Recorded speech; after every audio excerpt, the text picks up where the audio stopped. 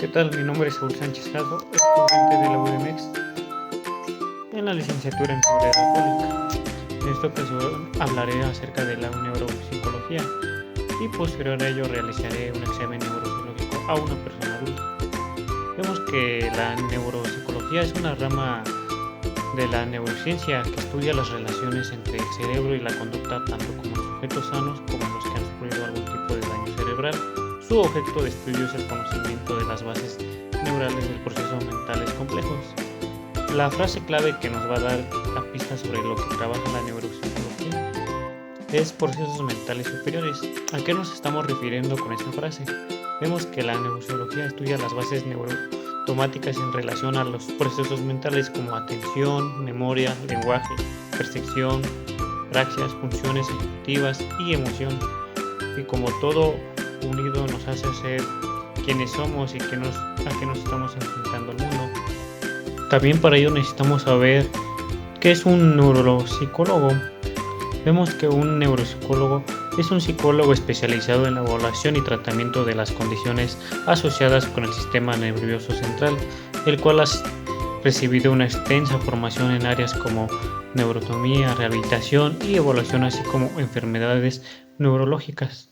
Es decir, el neuropsicólogo realiza una evaluación de las capacidades cognitivas, atención, lenguaje, memoria, percepción, funciones ejecutivas y emoción, y a los componentes que hay dentro de ellas, con el fin de saber qué aspectos concretos están fallando y cuáles están bien, para poder plantear un programa de rehabilitación y poder trabajar para mejorar aquellas cosas que han quedado dañadas o no se han desarrollado a niveles esperables para la edad.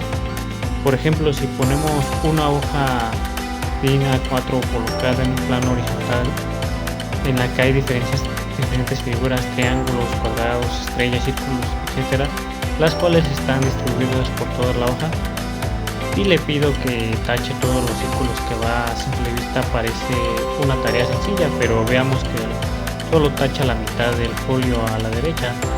Debemos empezar a pensar que tiene dificultad para entender el lado izquierdo del cuerpo, y tiene que ver con que sea capaz de elegir bien o no tiene que tachar o que canse durante la tarea. Aunque en todos los casos estamos hablando de atención, no todos los componentes de la atención son los que están alterados. Es importante que sepamos bien cuáles están bien y cuáles están dañados. Vemos que los ámbitos de la neuropsicología podemos trabajar en todos aquellos sitios donde se requiere evaluar o rehabilitar las funciones cognitivas. Los ámbitos más habituales son los siguientes, aunque no los únicos. Daño cerebral adquirido. Dentro de este apartado encontramos personas que han sufrido un golpe en la cabeza, traumatismo craneoencefálico o ha sufrido accidentes cerebrovasculares o tumores cerebrales. Tenemos por otro lado las demencias. Quizás uno de los ámbitos más conocidos por la importancia que ha adquirido la enfermedad de Alzheimer. Generalmente centros ya no hay demencia diagnosticada, y otros centros personas mayores que sufren de disminución de sus capacidades, aunque algo normal para la edad. Enfermedades neurodegenerativas.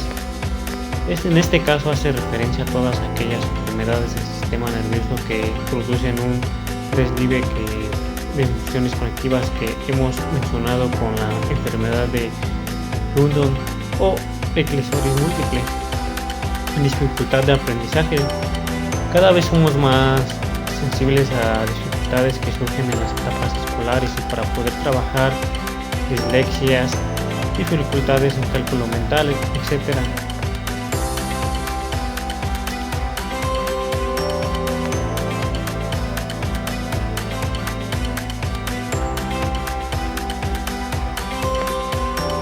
Por otro lado tenemos la investigación. Esta nos ofrece las pruebas para poder seguir mejorando en el tratamiento, en la visión y corrección del modelo de una forma científica. Y bien, ahora explicaré qué es lo que se hace en una evaluación neuropsicológica. La evaluación neuropsicológica es un proceso dirigido por un profesional de mediante el cual se examina el funcionamiento cognitivo, emocional y conductual de una persona con el fin de comprender el impacto de posibles disfunciones cerebrales o lesiones de su vida cotidiana. El proceso comienza con una entrevista clínica detallada.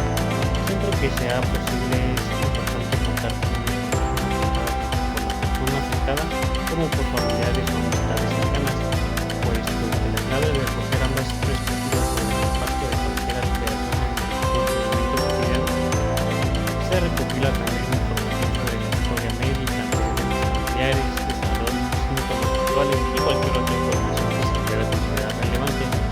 Una vez que se ha recopilado la información, se realiza una serie de test o pruebas estandarizadas señaladas para evaluar diferentes áreas cognitivas que pueden concluir medidas de inteligencia, memoria, atención, funciones ejecutivas, habilidades motoras, lenguaje y otras funciones específicas. Para determinar objetivamente la presencia de alteraciones en la memoria de otras capacidades cognitivas, se comparan los resultados obtenidos en las diferentes pruebas administradas con el rendimiento obtenido en esas mismas pruebas por una amplia muestra de personas sin alteraciones cognitivas, con una edad y nivel educativo similar a la de la persona evaluada y con base a otras posibles variables sociodemográficas que sirven de referencia en la llamada normalidad psicométrica. Como ejemplo de un examen neurológico, aplicaré a una persona adulta un test de TDAH. Vemos que el trastorno por déficit de atención con hiperactividad en adultos es un trastorno del desarrollo que se caracteriza por un patrón de falta de atención, hiperactividad o impulsividad. Los síntomas que pueden interferir con la vida diaria y las relaciones de una persona. Vemos que algunos síntomas del TDAH en adultos son dificultad para presentar atención, impulsividad, inquietud, desorganización, problemas para establecer prioridades, escasas habilidades para administrar el tiempo, cambios de humor frecuentes, problemas para enfrentar el estrés.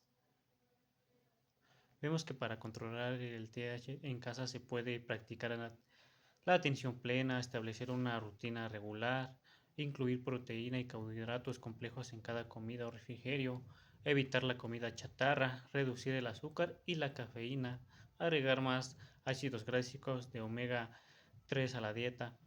Vemos que estos síntomas principalmente comienzan a manifestarse a partir de las primeras etapas de vida, antes de los 12 años, y continúan durante la adultez, lo que causa problemas importantes.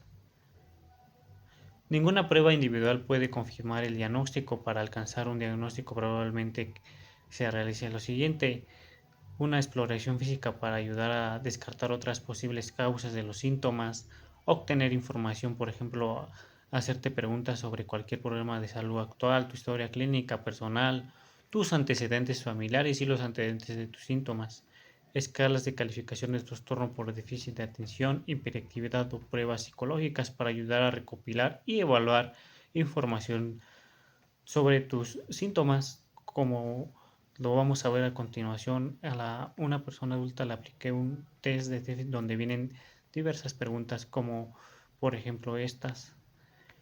En base a estas preguntas y como lo comenté antes y lo vi antes, en base a sus expresiones,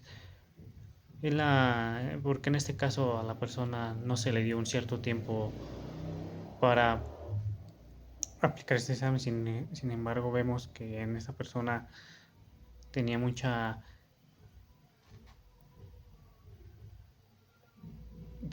prisa para contestar ciertas preguntas o se le dificultaba entender ciertas preguntas.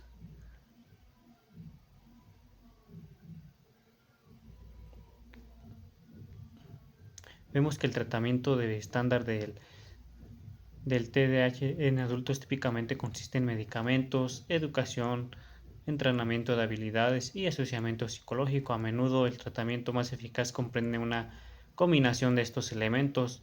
Estos tratamientos pueden ayudar a controlar muchos síntomas, pero no lo curan. Puede llevar un tiempo determinar qué funciona mejor para cada una de las personas. Vemos que durante la evaluación se observa el comportamiento de la persona para identificar posibles dificultades en la ejecución de tareas específicas o aspectos emocionales y conductuales.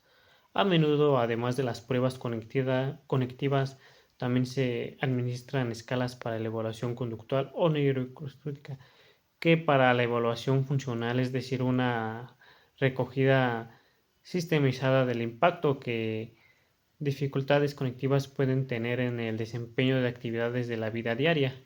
Para la recogida de los aspectos conductuales y funcionales, es la clave de la aportación de una persona llegada que conozca bien o que a quien esté evaluando y con lo que tenga un contacto relativamente frecuente, como para poder informar de cambios relevantes en el día a día. ¿Qué sirve ese tipo de evaluación neuropsicológica? Pues la información recogida durante la evaluación neuropsicológica permite obtener algo así como un mapa de fortalezas y debilidades en cuanto a las capacidades cognitivas de una persona en su momento dado. Esto tiene un alto valor para la orientación de diagnóstico de una forma neurológica como el Alzheimer, por ejemplo, junto con la percepción médica y los resultados de otro tipo de pruebas como las técnicas de neuroimagen.